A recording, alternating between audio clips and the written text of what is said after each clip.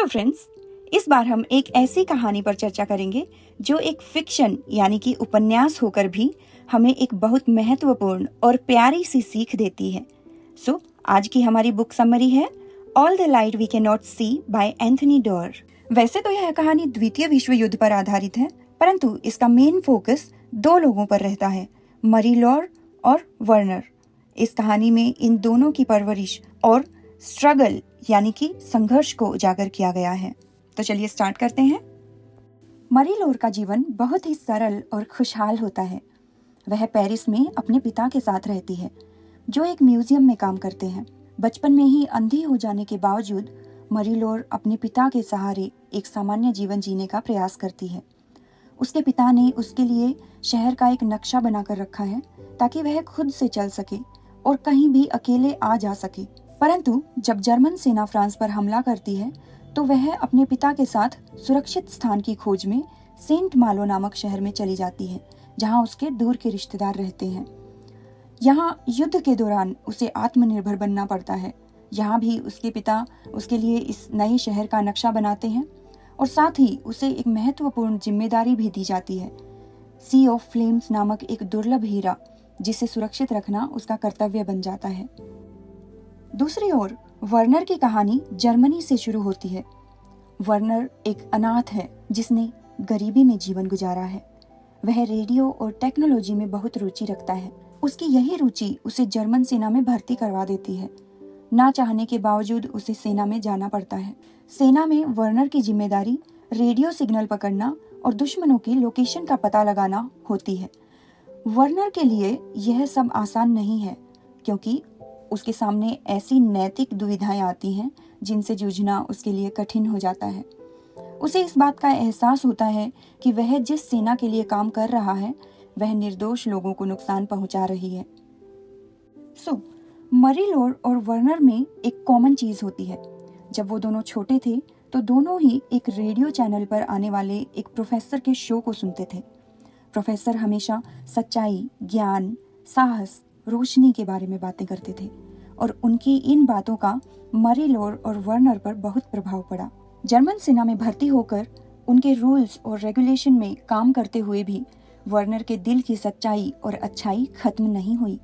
वहीं मरी लॉर को अंधी होने के बावजूद किसी भी मुसीबत से निकलने और हिम्मत के साथ डटे रहने का हौसला इन्हीं प्रोफेसर के कारण मिला। फ्रेंड्स, मैं यहाँ आपको पूरी कहानी नहीं बताऊंगी, परंतु यह जरूर बताऊंगी कि इस कहानी से हमें क्या सीखने को मिलता है। अगर आप नॉवेल्स या फिक्शन में रुचि रखते हैं तो इस कहानी को जरूर पढ़ें। कहानी में एक महत्वपूर्ण मोड़ तब आता है जब युद्ध के अंत में दोनों पात्रों का सामना होता है। वर्नर, जो एक बार में दुश्मन बन चुका था, मरी लॉर की मदद करता है और उसे सहेजने का प्रयास करता है।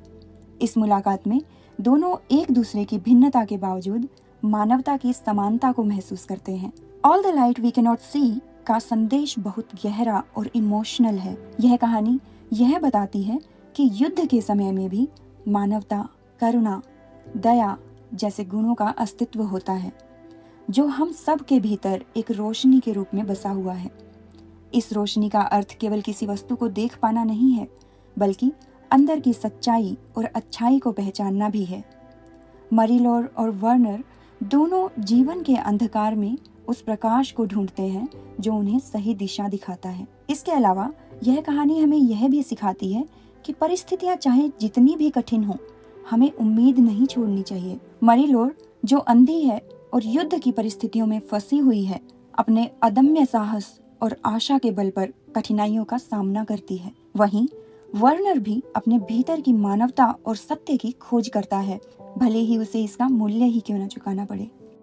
डोर ने इस कहानी के माध्यम से न केवल युद्ध की भयावहता को दिखाया है, बल्कि यह भी बताया है कि युद्ध के उस कठिन दौर में भी मानवता और प्रेम की छोटी छोटी किरणें कैसे जीवित रहती हैं।